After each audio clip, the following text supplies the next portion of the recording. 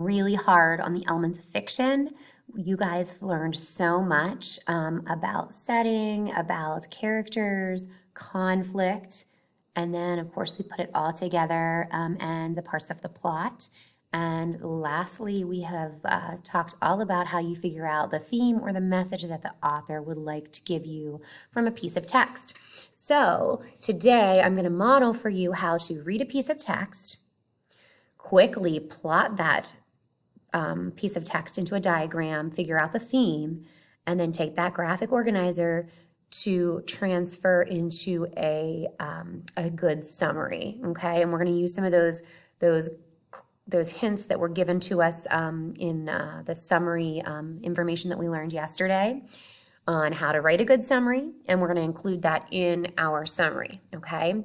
So the story that we're going to read today is called The Song of Spring by Annie McCullough. The king was very ill indeed, and no one in all the court could find out what his ailment was or how to cure it.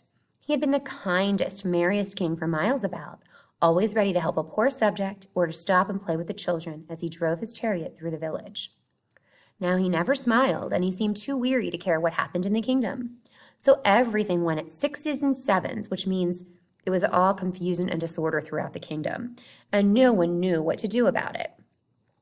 The king needs daintier food, said the court cook, so he served broiled peacock on toast and pomegranates and cream and wild honey and cheesecakes as light as feathers and a sponge cake made with eggs of a bantam hen.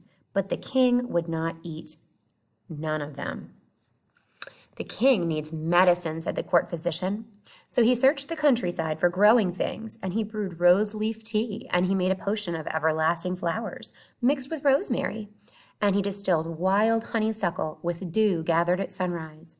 But the king would drink none of these. Perhaps music would divert the king, suggested the court wise man. It might make him forget whatever's troubling him.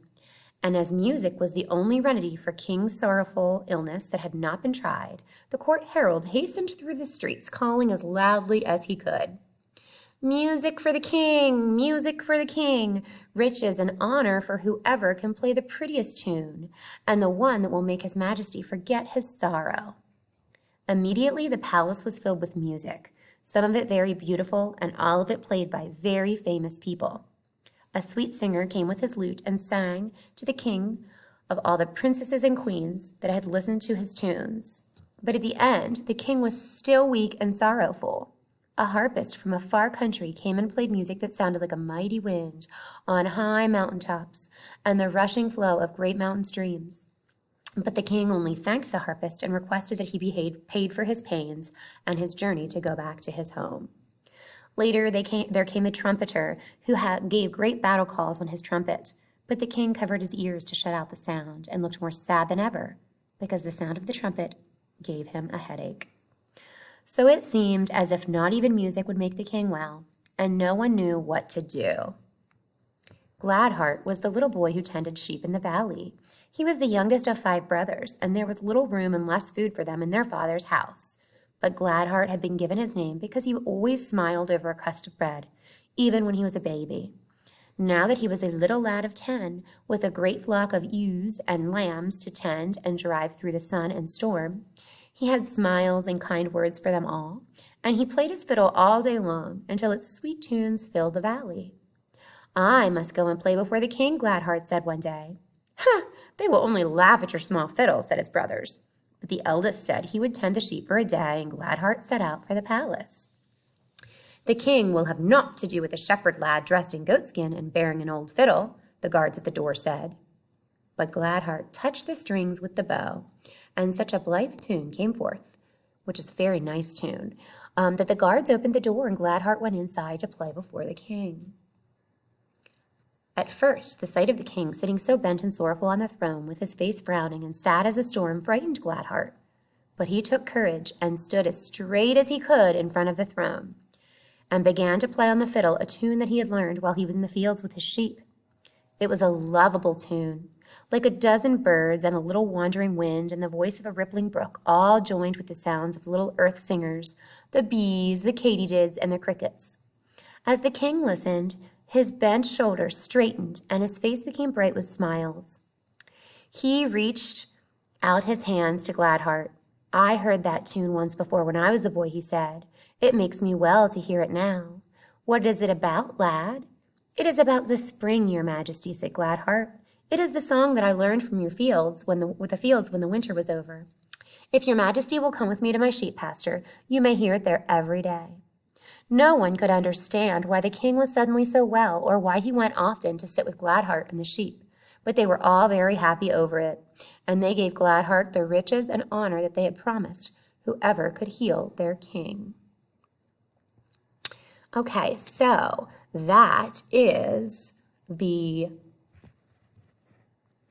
story, and I'm going to now show you, hopefully, the PowerPoint that is not Grayling, but the PowerPoint that is for Song of Spring, so that you can see the first step here is going to be to actually fill out the plot diagram, okay? So you can see down here at the bottom, characterization, and I didn't just write the characters in here, I wrote a little bit about them.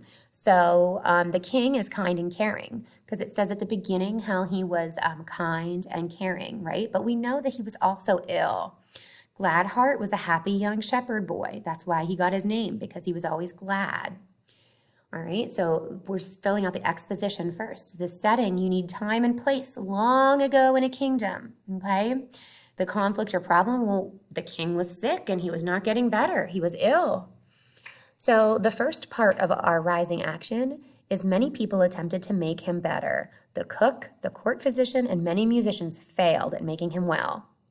It seemed as though no one could fix the king. Then Gladheart, a young shepherd boy, told his brothers that he must go play his fiddle for the king. So the brothers thought Gladheart was silly to attempt it, and so did the guards at the palace gate. Finally, the guards allowed Gladheart to go into the palace to play for the king. And this is the climax, because this is where, okay, Gladheart's finally playing for the king. And in the following action, the king begins to feel better when Gladheart plays a familiar tune. The king feels better. That's supposed to be feels, so let's fix that. The king feels better, and Gladheart received all the riches and honor, okay, that he deserved. All right, there we go. So the resolution then was that the king came to hear Gladheart play regularly after that. The theme, what can we learn from this story? Well, you know, Gladheart was just this little shepherd boy that didn't have, I mean, he wasn't an adult. He was a little boy that was just a shepherd boy that had a fiddle. So basically, he didn't look like he could help the king. You know, nobody thought he could help the king just by his appearance. So you could say either don't judge a book by its cover, don't judge people by their appearances, or that big things can come in small packages, okay? Either of those two themes would work. But we need all of this information in order to write a really good summary. So we're going to kind of mesh together what we learned yesterday about the parts of a good summary. We know we need a topic sentence that includes the title and the author. Okay, so here I have that in my summary. The Song of Spring by Annie McCullough occurs in a kingdom long ago. So this tells you where it takes place. This is the setting, the time, and the place. The characters are a king who is kind and a little shepherd boy who loved to play his fiddle. Okay, so we want to make sure that we are including all the parts of the plot. The problem begins when the king becomes very ill and no one could figure out how to make him well. The cook made special food, the physician made special medicines, and many musicians played music to try to make the king well. Unfortunately, none of this worked. Then a young shepherd boy named Gladheart decided he might be able to help the king, even though his brothers and guards at the palace did not believe this was possible. Gladheart is finally able to play for the king, and the familiar tune makes the king well again. The king gives Gladheart all the riches and honor he deserves and returns to hear Gladheart play his fiddle regularly. And then, of course, we're going to end with our theme. The author wants the reader to understand that you should not judge someone by their outward appearance. Okay, so just make sure that when you are writing your summary for your quiz tomorrow, okay, you're applying everything you learned about theme and plot and then what you learned about writing a summary yesterday, okay? How you must write with a topic sentence, have the author and title in the topic sentence. You go through the different parts of the plot in order. Everything has to be in order. And then in your conclusion, of course, making sure you tell us the theme of the passage or what the theme might be, okay? So this is a sample for you. So hopefully after watching this, you feel a little bit better about completing your own tomorrow. Many of you know that you're going to be reading the story, The Three Little Pigs, a version of it. So don't, read this ahead of time. I have a specific version that you're going to read or listen to, and then you're going to fill out a plot diagram and write your summary. I'm going to go ahead and format these slides and upload them so that all you have to do is type right in the slides, and you can always come back and revisit this example if you need to. All right. As always, reach out to me if you have any questions or concerns.